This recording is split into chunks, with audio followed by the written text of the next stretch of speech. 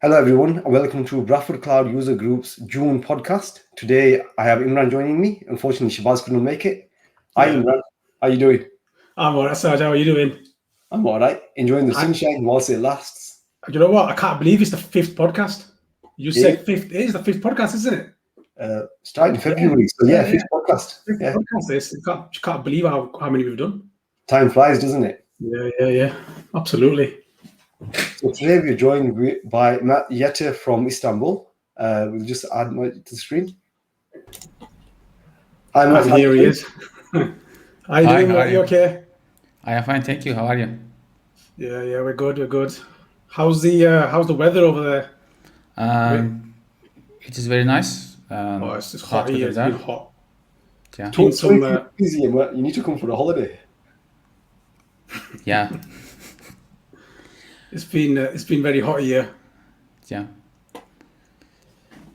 So I am very excited to hear, and thanks for having me today.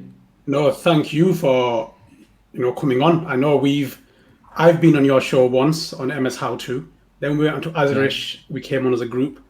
But we wanted you to come on to the Bradford Cloud User Group podcast, and so we thank you for taking the time, taking the time out to come and share your experience and your knowledge with us.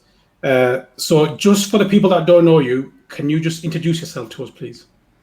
Okay. I am working as a software architect at Finexus. We are working on financial messaging and AML solutions. And also I am an Azure MVP and Traffic Ambassador. I am trying to be active on Azure community and different Azure communities like MS Auto in Turkey and Cloud Family and Azure Live and Cloud Launcher in the UK and some other cloud user groups. Well, yes, I know that. Everyone that knows you are massively involved in the tech community. You are a fountain of knowledge who's just wants to share, and it's really good of you that you do this. So thank you. You'll have to tell us how you find the time. But when we get there, we'll get on your profile, and you just mentioned that you're a software architect. For those who don't know, what exactly is a software architect? Okay. As a software architect, I am making high-level design choices. Proposing technical standards and doing code reviews, choosing right tools for our applications. You can say I'm a software engineer, but I am not actually code, and I am making some technical decisions and help other engineers to solve their problems. Okay. So the company you work for, do you design custom software? No. We have products. We are making products, not custom software or customized solutions for our customers. Oh, interesting. I've always wanted to get into the development side. I've been saying it for about a year now. Hopefully we'll get there. But for anyone, people like me, who want to get into development, what would you recommend? Where's the best place to start? So I personally, I'm on the IR side. I do more infrastructure. So if I ever wanted to come into development, where's the best place to start, or which is the best coding language to learn at first as a beginner to get into kind of this kind of development journey? Okay. First thing is you need to be patient because it is a huge work. There are lots of stuff to learn, and I can say this is the best language. You need to start with learning this because there are lots of languages and there are lots of purposes, and you can use, for example, C# for one purpose or Python for another. For example, in machine learning, people choose Python because there are lots of packages ready to use, and I can say .NET is a bit easier to learn because there are lots of documents, videos about it, and I think the best place to start is learning in the fundamentals of programming, like architecture, framework architecture, or algorithms, object-oriented programming if you want to do object-oriented programming. If you choose functional programming, you need to learn functional programming fundamentals, and then you can choose a language, because programming language is just a tool. If you know the fundamentals, you choose that tool and create an application. For example, I am coding with C#, sometimes VB.NET, and sometimes Go, or I have some Java experience. So just go with fundamentals and you will do the rest. No, yes, a good point that I think someone once mentioned to me as well. It depends on what you want to get into. If you want to start designing mobile apps, there's a code for that. If you want to do gaming, there's a code for that.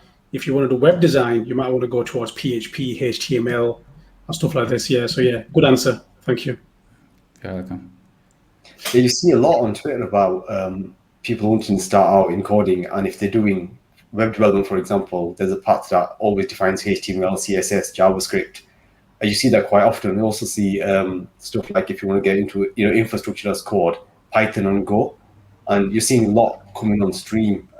Cloudskills.io are doing some interesting courses around Python and automation, in AWS and Azure, which is quite interesting. So in our previous conversations, Mert, you mentioned that you worked in the UK, but you're currently in Istanbul. That's your hometown. How have you found the experience working in IT, both in the UK compared to working in Turkey? Okay, there is no major differences. The hard thing is English is my not native language, so this is a hard thing to start in working in UK. And there are no, as I said, there are no similar differences. But if we want to talk about the cloud stuff, I am working in a finance sector, and there are some regulations to use cloud. And there are, unfortunately, there is no data center in Turkey yet, so we cannot use Azure too much. But in the UK, there are 2 data centers, UK South and UK North, I think. UK West, So, yeah. UK West, and you can use Azure more easily because there is no regulation, because you have the data center. And I think the rest is the same. Yeah, so we are using the same technologies and same tools, same development language. You mentioned the language barrier. In Turkey, when you do these kind of user groups, is that all done in Turkish or is that all done in English for the wider audience? In Turkey, all the user groups are in Turkish. Blog posts and webcasts, webinars, podcasts, all of them are Turkish. And after I worked in UK, I decided to start in English. It is also good for my speaking and my learning, my improving my English. And also, I have very good friends like you in the UK. Also, Thank you. you're welcome. Also, I learned lots of things from because when you're in a different country, you have different experiences. As I said, in the finance sector, you can use cloud, and I learned lots of things from them, how they are using cloud in the finance sector. So data sovereignty plays a big part, especially in UK regulation about where financial sector, the NHS sector can keep their data. So having UK-based Azure data centers is a big advantage. Sorry, Imran, Yeah. I cut you off there. Apologies. No, it's fine. I was just going to say, I've always, when I started my career in IT, I wasn't married. I wasn't married or anything. I always wanted to work abroad. I always wanted to go down, I don't know why, but I wanted to go towards Dubai. But I've never had the opportunity. I've never gone out. How do you find working in Turkey and working in the UK? Would you say, is Turkey more relaxed? Is UK more relaxed? Is it more stressful in Turkey? Is it more stressful in UK? Or is it the same kind of working culture? Would you say it's the same, or would you say it's more difficult working in the UK, from your experience? I think it depends on your sector, because finance sector is a more hard because you are working with money, and if you are working in finance, I think it is similar, but there are lots of holidays in Turkey more Right, than in okay. the UK. I need to come to But Turkey. yeah, but I am working in holidays. My wife doesn't like this. Oh no. Yeah, but I have to work because I need to learn new stuff. Yeah. Okay, so the benefit is more holidays in Turkey. Yes, Okay. So there are we need some we bank need- we need to- holidays Okay. in the UK, Yeah. and they're only one day. Right. Okay. So that's fine. If you ask my daughter, Imran, she will move to Istanbul tomorrow. Yeah. I don't know what I've been to Turkey myself. It's an amazing place. The people are really friendly. I've not been to Istanbul. I've been to Dalaman, but my next trip, I know Sad's been about 5 times to Istanbul, but I was supposed to go, but then the COVID-19 situation happened. But my next destination is going to be Turkey.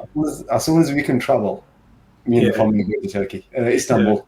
I love Istanbul really a lot. So after the pandemic, and we can meet in Istanbul. So Well, I'd like to definitely. invite you. Yeah, definitely. Thank you very much. It'll be nice to meet you in person. Definitely.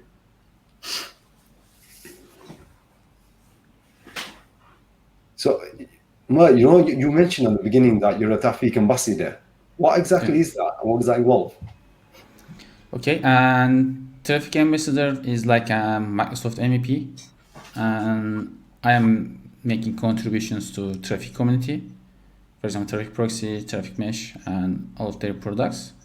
And they recognized me as a Traffic Ambassador last year, and last week I get certified Traffic Ambassador. Okay, because I noticed you're hosting recently in virtually in the Islamabad group in Pakistan. Yes, You I did also some, running a Istanbul Traffic meetup group. right. And Okay. Same invited me to Islamabad Traffic User Group. Yeah, I watched Yeah. that one. Yeah. Yes, we are trying to work together. Okay. Yeah. No, nice. Is that covering same kind of stuff that you're doing in English but in Turkish? So web content, blog content, articles, that sort of stuff for the wider Turkish community. Is that what evolves? Are you asking for traffic community or Microsoft? No, for the Tawfiq ambassador. Okay. Is that what you're doing? Creating content for the wider community as part of your role? I am trying to do both because first I start with in English on Global Traffic Meetup group, Okay. and after that I asked them if I can start in Turkish, a local meetup group.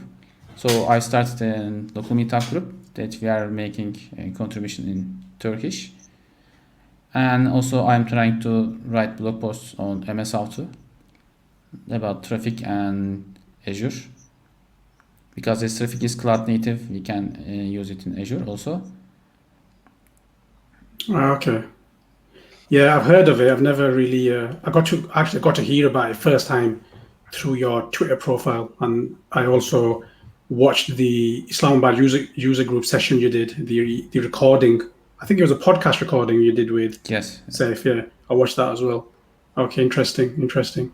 Moving on, actually, from that, this is a question I'll probably asked before to other people, but it's a question about DevOps. It just seems to be talked about quite a lot. What are your thoughts on DevOps? What is DevOps, and why is it so important? Okay, let me cheat because there is one definition I like about DevOps, because there are lots of different definitions. Okay. And I don't like definition DevOps is a culture, and I like the definition for Donovan Brown's. And DevOps is the union of people, process, and products to enable continuous delivery of value to our end users. I think this is the best definition of DevOps. Regarding to your question, I started DevOps because of my curiosity. As you know, I like learning new stuff, and DevOps is when it starts being popular, and I start with learning containers and microservices. But I need to say DevOps not equals containers, because DevOps is a big and huge word. So you need to learn lots of stuff. As you know, there are lots of open source projects, and Kubernetes is also different expertise. But as a developer, I'm trying to learn to use Kubernetes, not administration part. I can say in technical, just deploying my application, troubleshooting. I think it is enough for me, because there are lots of friends making the administration part. As I said, it's a different experience. For example, I'm a .NET developer, and being a Java developer is a different expertise. Being a C# developer is a different expertise, and also being learning Kubernetes is a different expertise. So I didn't start administration part. Right. Okay. So DevOps, you've seen the role. I've seen people with the role DevOps engineer. Is that a role? Would you say DevOps engineer? Someone having a role of, DevOps engineer. What would they be? What would they be doing as part of their role if they're a DevOps engineer?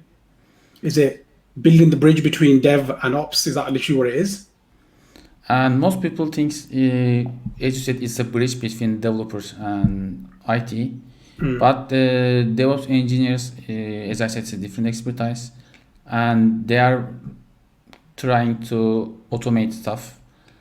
For example, if I want to give an example of Azure DevOps, I don't think it's a good example, but I want to give that example.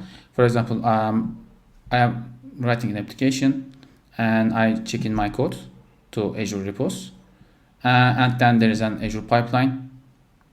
This compiling my code, running unit tests and code analysis on them, and creating an artifact like a web deploy or a container. And after that, it is going to deploy to Kubernetes, app service, or your local IaaS. There's a process there, and the DevOps engineer ensure that the process is running correctly and without any problems. This is my point of view for DevOps engineers. I am sorry if I say something wrong, but there are lots of stuff, because there are lots of products you don't need to use Azure DevOps. And also Azure DevOps consists of lots of products like pipelines, repos, artifacts, and boards, and you don't need to use all of them together. For example, you can use GitHub instead of Azure repos. Also, you can use GitHub Actions instead of Azure pipelines. There are, for example, Jenkins. You can use Jenkins, and it's a choice, because all of them are good products. Yeah, the reason why I asked, because you did mention you've got your own opinion. It seems to be a really, when you're checking Twitter conversations and stuff like that, we understand that the DevOps area is a very important role. Some people have a different opinion, and some have a different opinion. It was just interesting to know what you thought. So yeah, that was an interesting answer. Yeah. Also, if you can think about the infrastructure as code, for example, ARM templates, or like other products like Plumi, and everything is together, and it's an important process, or we can say a pipeline, like in factories. So DevOps is a very important position in IT sector. Absolutely. The other thing I find interesting about DevOps when people start talking about is, the process and the technology. There's some people focus on, for example, you mentioned ARM templates and Biceps, which is, Azure specific in that. But then you've got stuff that's as a technology, we work across AWS and GCP and other cloud platforms and on-premise, like Terraform, for example, Ansible, Jenkins. So once you learn the technology and you understand the methodology, the terminology for what is storage and what is IaaS infrastructure in AWS might be slightly different from what is in Azure, but the methodology and how you construct it is very similar if you're using open source tech like Terraform or Ansible or Jenkins. So it applies across multiple clouds. I find that quite intriguing as well. Yeah. IT is a very interesting subject. But being an open source is more attractive for developers or the people or companies, because you can see the source code, you know what is going on behind the scenes, and if you need, you can change something or fix something if you encounter a bug. Also, this is important. I think this is not about the license or price. That was an interesting discussion. I think we can go on with this discussion for a very long time. I think we need to change the question because it's going to go on and on. Very interesting. We could tell that Mert was very passionate about this question. Yeah. No, it's good. So, we asked the question about you being a director ambassador, but you also take part in MS How To and Azure-ish Life. So how did you come about getting interested and participating in both of those? Okay, I have a very long answer, but I am trying to shorten it. You can give a long answer. Okay, I joined MS How To 8 years ago because that time I was working in an insurance company as a software engineer, and as all of software engineers, I am using Stack Overflow and blog posts too much. And as Imran said, there's a light bulb moment, and I decided to create my own blog. And I have a friend working at Microsoft told me to join a community. Okay, there's a very good to start your own blog, but how about joining a community, because you'll meet lots of friends and you can reach more audience, because there's an big communities in Turkey and there are lots of followers. Then I have joined MS How To, and also the most interesting part is my first blog post is about SQL Server architecture. Oh, okay. And I studied for I think 1 month or more to write that article, because I wanted to be a very good article, because it was my first blog post on MS How To, and that's how I joined MS How To. And after that I started blogging about C# and .NET technologies, and after I met Azure, I started the blogging about Azure and Azure for software developers. There's a long series in MS How To, and one day one of my friends say, why don't you make webcasts? And I think you don't believe this, but I am very shy about doing webcasts. No, you're not. And I said, let's start with seminars face to face. Then maybe I will do webcasts. I start with seminars, and I like talking and sharing my experience, because you can get lots of good questions about the topic you are talking about, and you can learn new stuff from the audience, from their questions. And one day I decided to start doing a webcast, and I wanted to make it more challenging, and I want to start it in English. And I started with Hayden Barnes. One day on Twitter I seen his tweet, I am free this week, and if you have any questions, please DM me. And I sent a DM, said I will start a new webcast series, and I'd like to invite you, and can we talk about WSL? And he said yes, and that was my first experience. And I didn't have a webcam, I didn't have a microphone, light, nothing, just a notebook, and I could order the webcam for that webcast, and the feedback was very good because nobody knows me, and I started a new series in English, and I don't know people like this kind of webcasts like Q&A. And after that, by the way, I want to thank Hayden. It's helped me to start this series. And after that, on Twitter, I asked people if you want to join me. So you know the rest.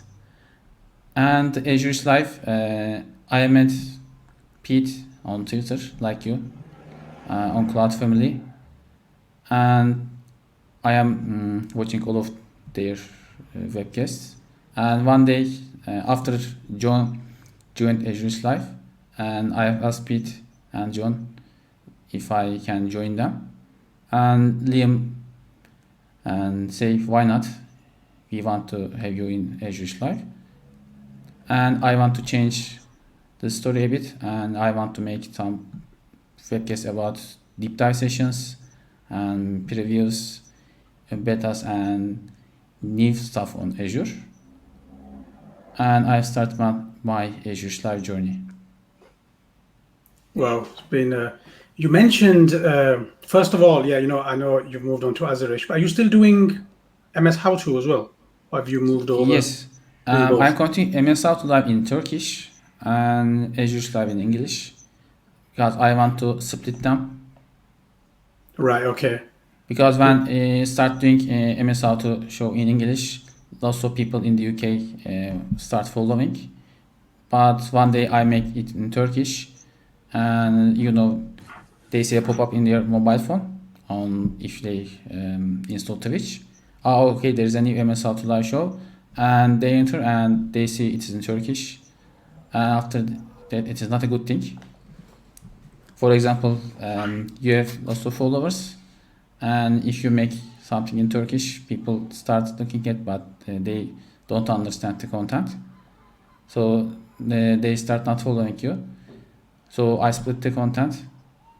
I think it is better for the audience. And then you're also plugging into Pakistan Islamabad group as well.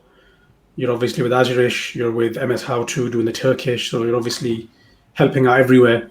And I know the team that you're with in Azure-ish is John Lunn, Akka, Johnny Chips, Pete. You got Liam, yourself. Is that a 4-member team at the moment? Is there 4 of you?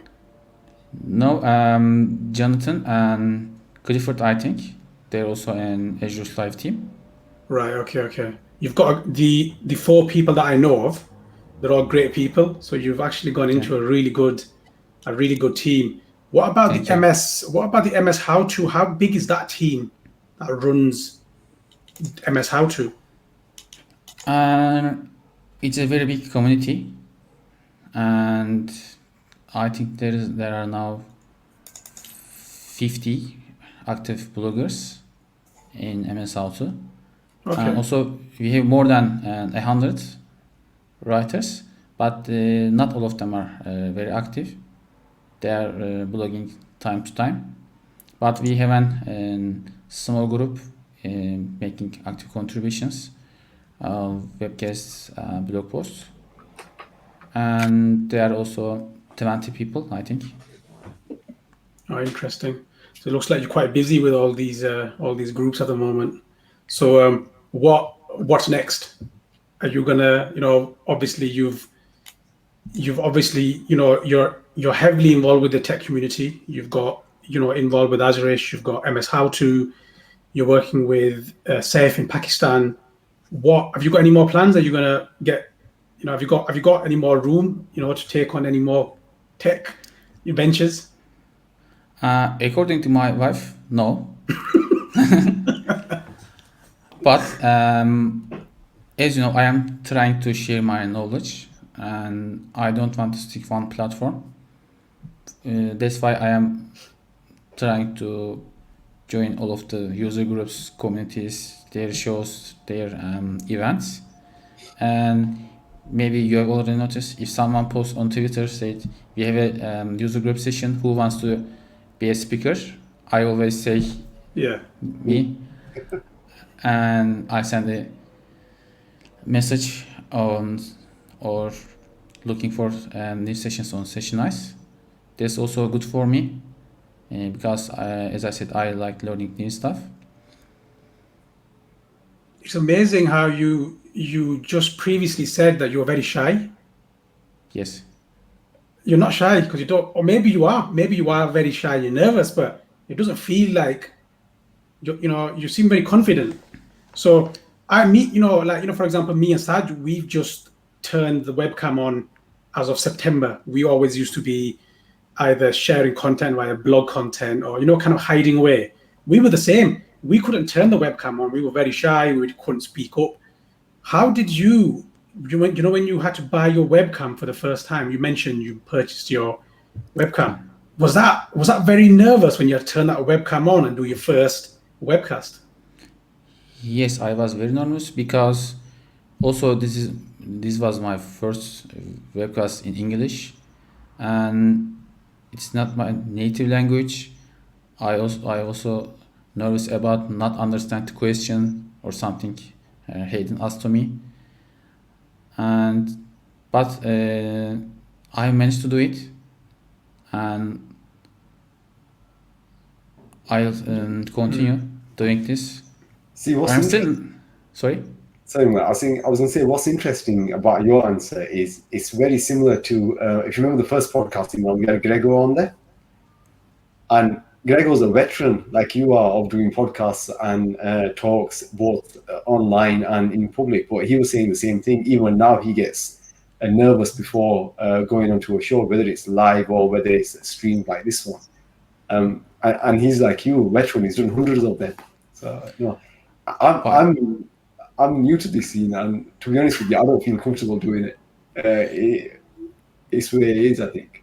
By the way, being nervous is not a bad thing. I think it is good because, for example, I had a webcast with Matteo Emily, and that time I was using Teams live event, and suddenly my internet connection lost. Ooh. And he had to finish on his own. After that, and I said that everything can happen in a webcast, so I am not nervous. After that, I found that when you speak to people that have presented thousands of times, even they say that they get nervous just before the event. So no matter how much of an expert you are, you'll always get nervous. I was speaking to one person who's an expert public speaker who said that he nearly had a blackout where he nearly fainted, at an event because there were thousands of people there, and he nearly fainted. So it just shows, I think it's more of a message for people out there who are very nervous to turn their webcam on. And he is yourself, Mert, who did this. So it just shows I've done it, Saj's done it, so many people have done it. So it's not impossible. It is nerve-wracking to come on and do this live. When I came onto your show, Mert, that was my first live one-to-one. That was my first live one-to-one, my first webcast with you. And that was my first one. But I think it also depends on the presenter. You made it very, very comfortable. So I wasn't nervous. So it's the skill of the person who's interviewing you to make you, kind of feel relaxed. Yeah. I hope you're feeling relaxed with us. I'm trying to think like we are chatting with each other, not broadcasting this conversation. Mm. And it can be more relaxing for the people who are nervous. Yeah. But if you think that lots of people watching you, and if you see the numbers, it can be Yeah, big nervous. See, what's interesting about technology, even if you use Teams, there's only a certain number of people you can have on the screen. So it would be like, 10, 20, maybe, 30 people. Even if you had 1,000 of people, there might be a number in the bottom corner, but you can't really see them. They might be able to see you. So there'd be a difference trying to do it live, where you're publicly, in the room, you can see the audience, and the audience is 100, 200, 1,000 people. I'm not sure I'm cut out for that, to be honest with you. But that would be a completely different experience. Yeah. Have you done any in-person events, Mert? Have you done any non-virtual? Yes, lots of non-virtual events at Okay. universities or in Microsoft Turkey office. Okay. I think it's easier. I've done them before the start webcasting, and I think it's easier because you see the people and you can interact with them, asking questions. And in my sessions, I don't like talking too much. And for example, I speak 10 minutes, and after that, I ask a question. I am not waiting questions from the audience. I also ask the questions. I am using, for example, I am using this technology. How about you? Do you use this? Or do you have any experience you want to say? Any problems? And it starts with a conversation, or like an internal meeting, like in your company.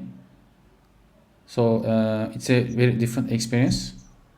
And if you talk too much and not ask any question to the audience, after a couple of minutes, they can get bored, start looking at their mobile phones if they don't like the topic. So make it interactive. Yeah, definitely. That's a good point, that. So Mert, in your own personal journey, what's next as far as development goes? Not public speaking, but, DevOps learning. What are you looking to do next? I am not sure about it, but I want to get some certifications because my certifications expired long time ago. Maybe I will get some Azure certifications. And last month I am thinking about getting Kubernetes certifications. But as I said, it's a long journey and I want to do it, but I am not sure if I get quite time to start learning, because I want to get Azure certifications. It's also a long process, and getting a Kubernetes certification is also a very hard thing. So I think I start with Azure certifications and then maybe Kubernetes certification.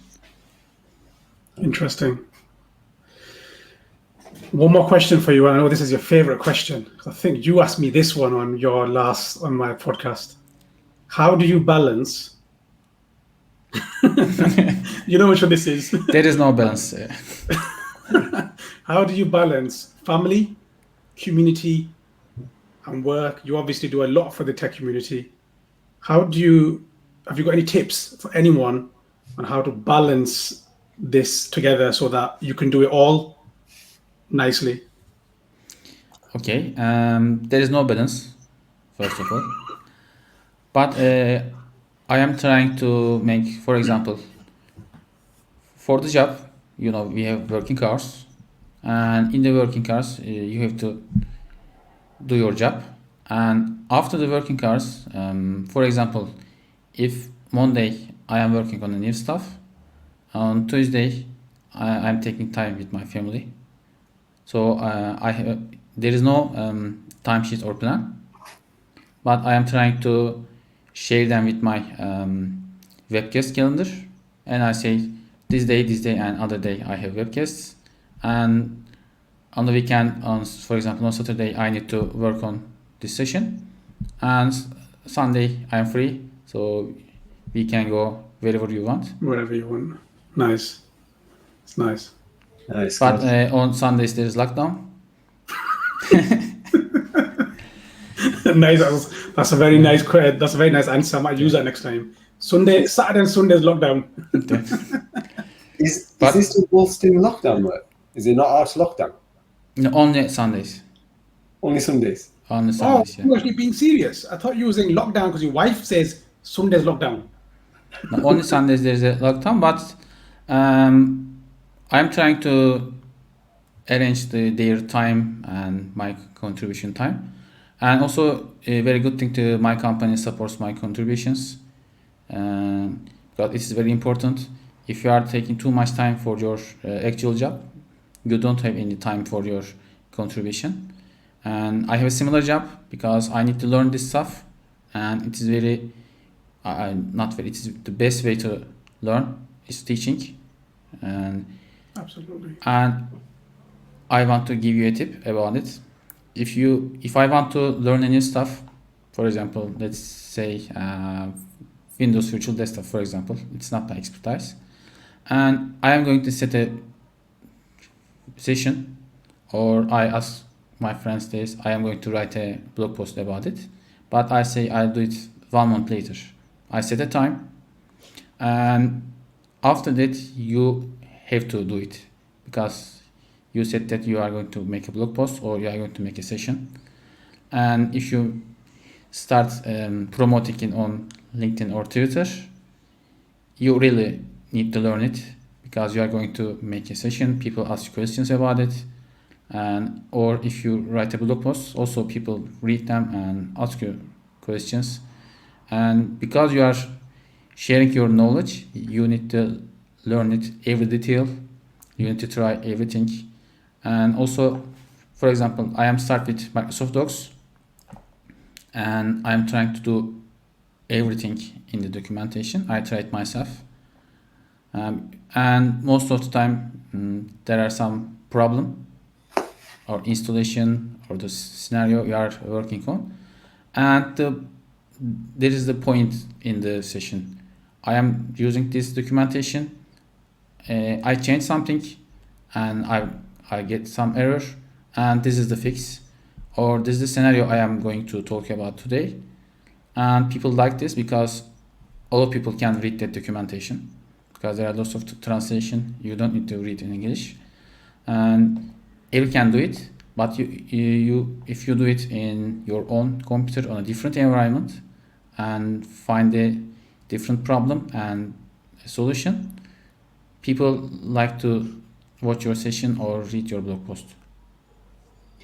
Put yourself under pressure to do it. I like that tip. It's really good. This pressure is good and it make you more nervous. Yeah, absolutely.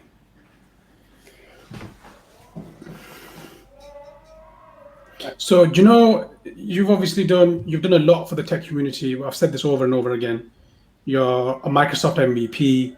I know you're a massive Azure fan. You are an Azure MVP.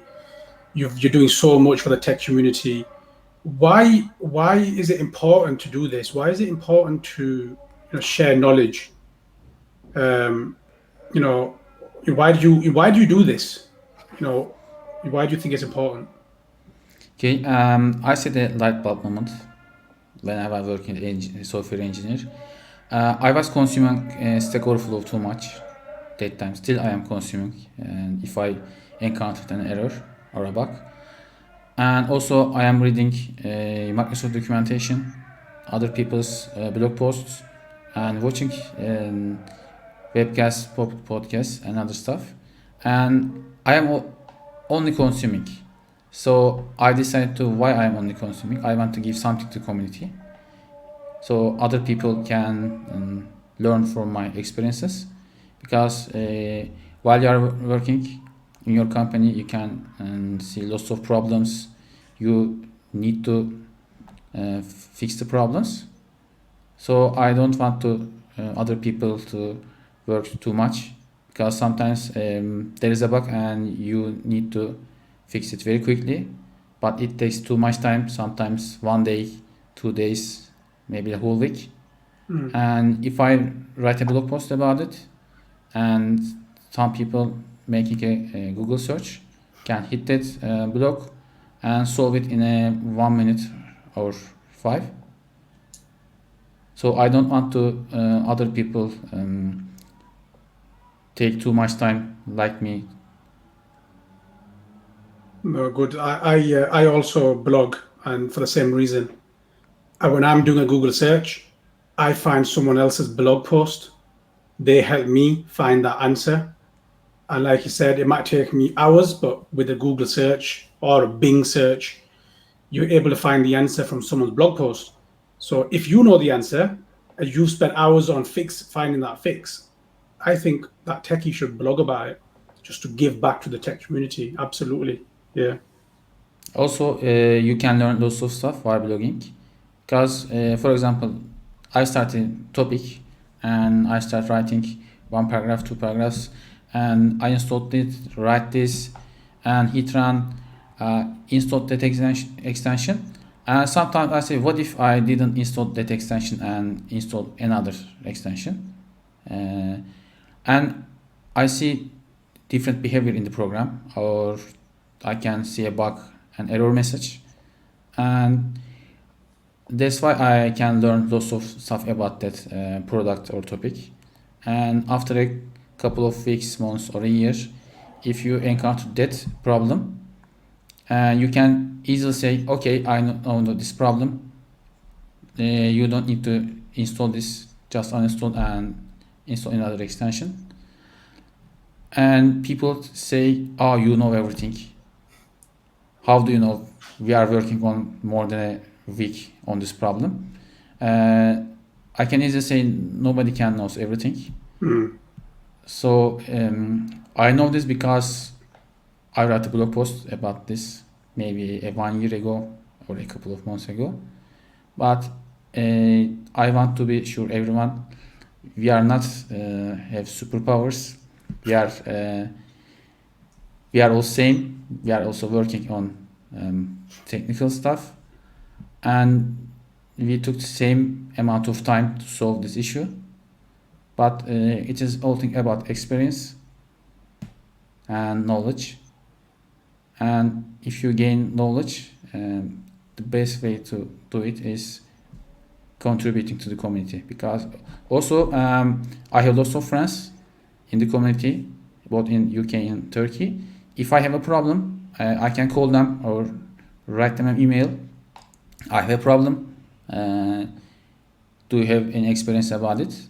And I can find someone to help me, because there are lots of people, lots of different companies, lots of different experiences. Yeah, it's obviously we might need to push Saj to get his blog up and running again. He's obviously building his blog, and I think you might have motivated him again to get that blog going. One of my things for this year is to write my first blog post and then carry on from there. So it's up and coming. It'll get there. Also, I am waiting for you for Azure's live session. You are, yes. So he needs to come on, yeah. We will sort that out. I will come on your show. So yes, before the end of the year, I will come on your show. Hopefully. Thank you for taking your time out, Mert, to speak with us and share your knowledge. You're welcome. Yeah, it's been again my third time meeting you. You know, you're an amazing person. What you do for the tech community is keep doing what you do. You're doing really good. You don't look nervous. You don't look shy. You look confident. This will be uploaded to our YouTube channel. Also, we have our next live user group on the 25th of June, where we have 2 presenters, Simon Lee from Bradford, and I think I'm pronouncing her name properly. Is it Maya Al-Hajri from Saudi Arabia? It is, but it's the 24th of June, Imran. Thursday. 24th of June, look at that. Thursday, 24th of June. Thanks, Saj. So yeah, join us on. You can actually find the details of Meetup or our Twitter account at BradCog. But yeah, once again, Mert, thank you very much for joining us. Thanks for having me. Yeah, thank you. Thank you, Mert. Yes, you're welcome. And to all the viewers, bye. Thank you for watching.